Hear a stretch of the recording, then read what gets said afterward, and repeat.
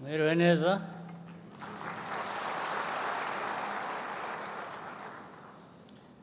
Ijambo ry'impamba ngira ngo riraba rigufi. Ni ugushyira hamwe mu magambo make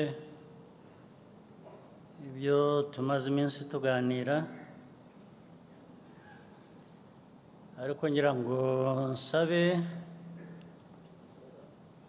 kandi nibutse ko inama nk'izi tuba twagize n'ibiganiro byanyuze muri izo nama, ntibikabe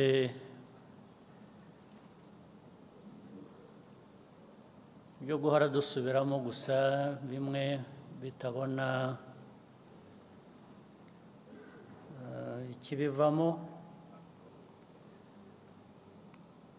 bikaba umugenzo gusa tukajya tuza tukavuga ibibazo, tugatanga ibisubizo, tukaganira ibintu byinshi, ariko umwaka washira twagaruka tugasanga ni nka kwa kundi. Byinshi byagiye bigenda ku buryo bwari bukwiye kuba bwarakosowe. Ntacyo byaba bimaze abantu iyo badindira mu mikorere no ku bintu bazi. Niyo mpamvu urebye n'ibibazo bya rusange dufite, navuga ko ari no muri Afurika ahubwo.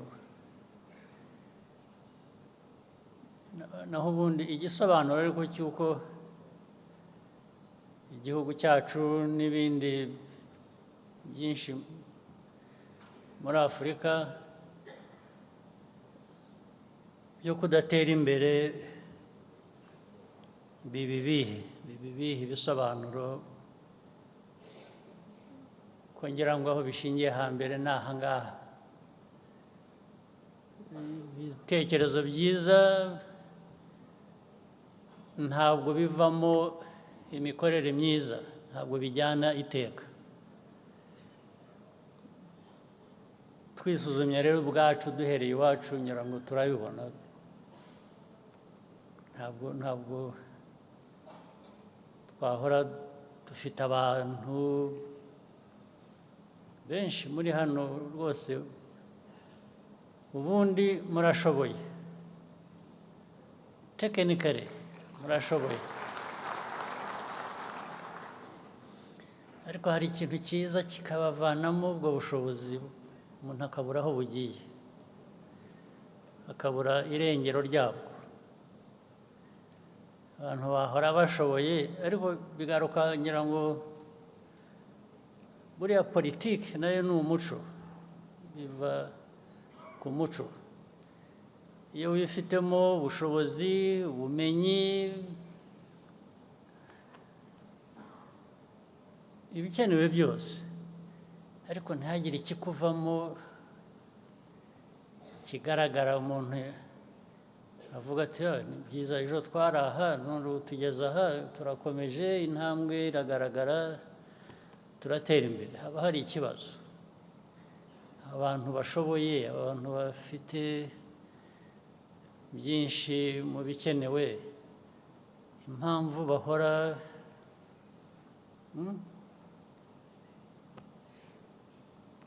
badatera imbere. Uyu mugabane wacu wa Afurika, indwara iwurimo ni iyihe? Hari ubwo tuzajya twifashisha wenda, kandi bifite ishingiro, hari ubwo twifashisha ko abaduteye ibibazo na kera kose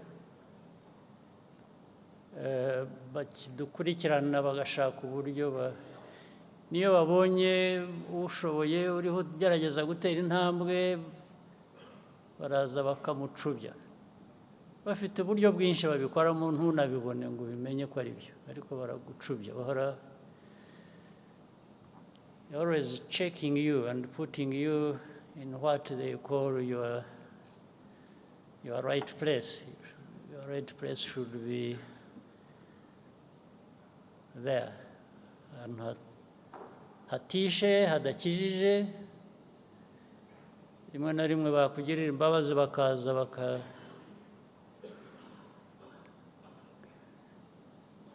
bakakugirira impuhwe bakakuzamuraho gato ntupfe ntukire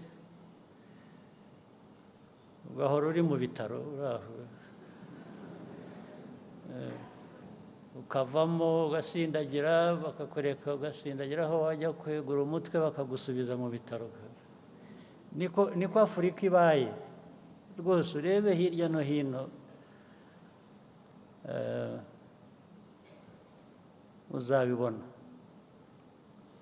Ariko nubwo ariko bibaye, abo ngabo wabashyiraho urubanza, bavuga uko bameze, wagira ute, ariko kuzi ko bitazahinduka cyangwa bidahinduka, ubyemerera iki? We washyizeho uburyo bwawe ukoreraho ukagera ku cyo ushaka. Icyo tubuza ni iki?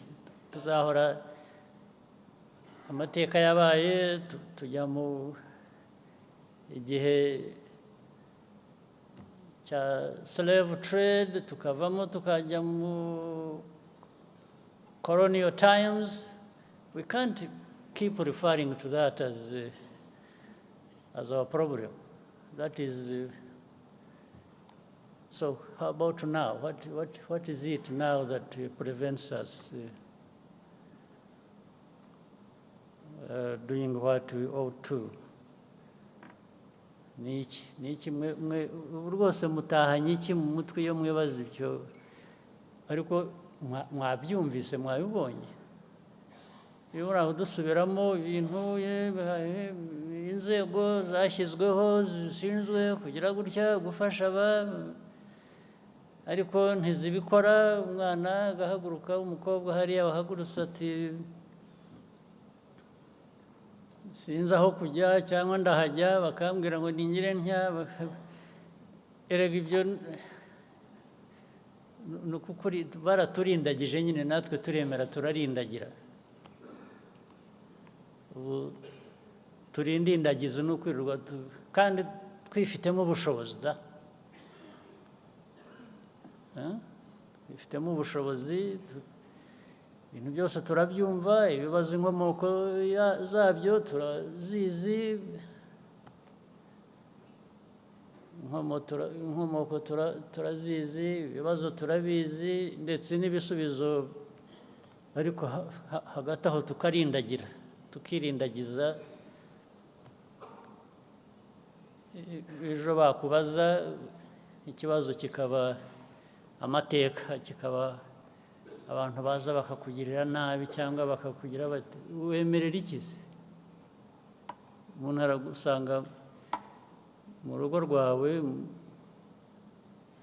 mu burenganzira bwawe, akakurindagiza ukemera, warangiza uwakurindagije wibwira ko ari we kibazo. Ikibazo ni wowe wemera kurindagira.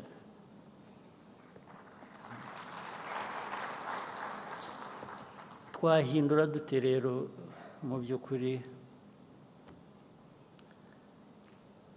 imico yacu, ingendo yacu, ingiro yacu, byose ko tubizi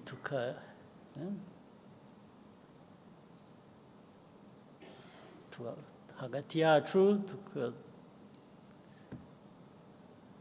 hari ibibazo byinshi ku isi. Ibyo ntabwo tubifitiye ubushobozi kubikemura, ariko dufite ubushobozi bwo gukemura ibyacu.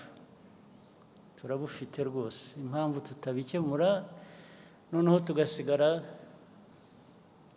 twizibukira ayo macumu badutera bagira ngo baducubye, cyangwa natwe tukayabatera mbese. Kuko nicyo gisigaye. Ntabwo numva impamvu abantu ibibazo ku isi. Cyakora Eh, Imana abantu bakunze kuvuga ni iki, abandi bajyaho bakayikoresha kuyobya uburari no kuyobya abantu. Imana yizi kuringaniza. Iyo usigaye ureba ibibazo tumazemo imyaka n'iki baradusobanura abantu ntibatwumve, wajya kubona ukabona n'aba bandi batatwumva nabo ibyo bibazo byabagezeho. Urebye ku isi hose, isi ifite ibibazo, n'aba bandi b'ibigirwamana nabo barabifite, bitari bike. Ntawe bikwiriye gushimisha, ntabwo bishimishije ngo nabo barabifite, ariko biramfasha kubibutsa ngo ariko n'ibyo mugira n'abandi, burya namwe ujya gusenya ahandi, wagaruka iwawe ugasanga nawe bahasenye. Ubu nibyo bisigaye biriho. Ariko ibyo byose ntibikwiye kuturindagiza ngo twibagirwe ibitureba twebwe dushoboye. Hari ibyo dushoboye, tubikore, ibyo tudashoboye tubishakire uburyo, dushyiremo imbaraga, tubihe igihe, dushake uko twabigeraho, ariko dukora ibishobotse byose bikwiriye gukorwa.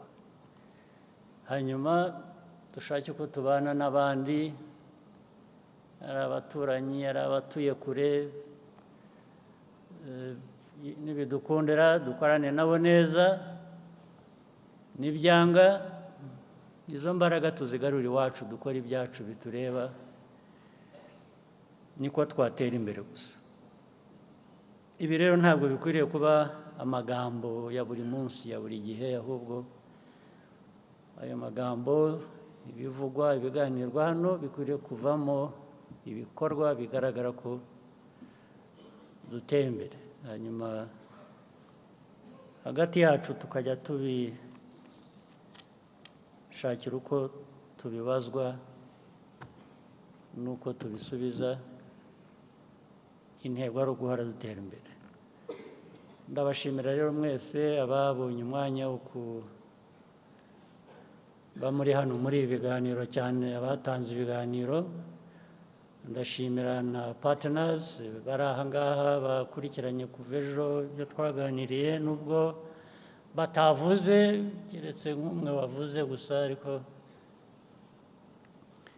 ngira ngo batwumvise. Nizeye ko ubwo baduteze amatwi, batwumvise, bifitiye icyo byamaze nabyo. Ndabashimira mwese, ari partners bo hanze, ari abo mu gihugu. Mugire ibihe byiza n'akazi keza.